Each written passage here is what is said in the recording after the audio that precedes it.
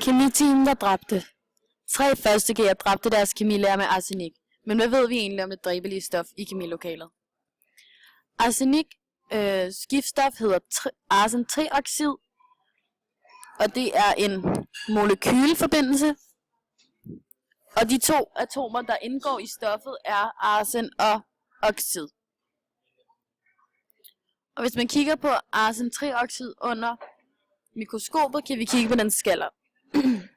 Her til højre kan vi se, hvordan de er opbygget. Vi ved, at fordi at arsen står i periode 4, så har den 4 skaller. Og fordi den står i hovedgruppe 5, så har den 5 i yderste. Og så fylder man op indenfra, hvor man ved, at den kun kan have 2 i inderste og 8 i nummer 2. Så ved vi, at den skal have 18 i 3.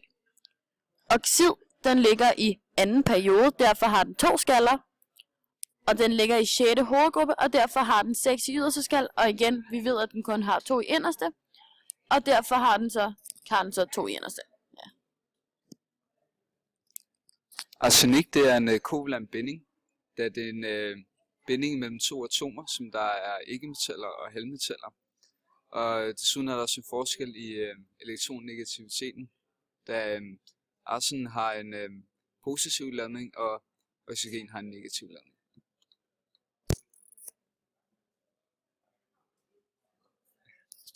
Oktavreglen er ikke opfyldt i stoffet, fordi at arsen den har 5 i yderste.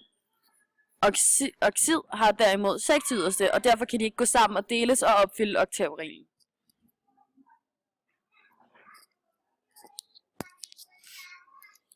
Okay, hvordan ser stoffet ud?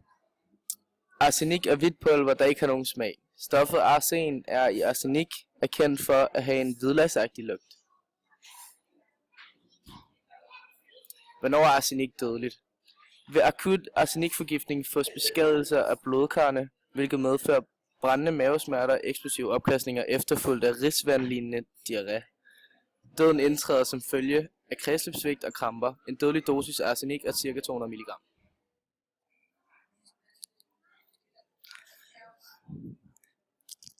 Hvordan kan man arbejde med stoffet på en sikker måde?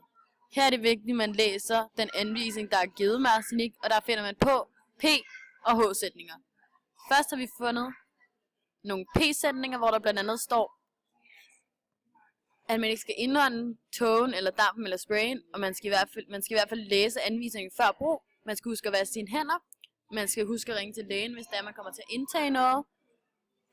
Og så i H-sætningerne, der ved man, at arsenik kan ætse metaller, det kan fremkalde kræft, det er giftigt ved indtagelse, og det forårsager alvorlige ætsninger af huden og øjenskader.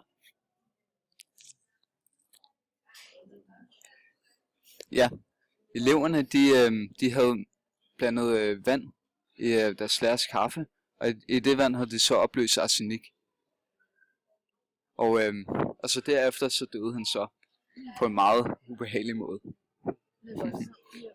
Med voldsom diarré.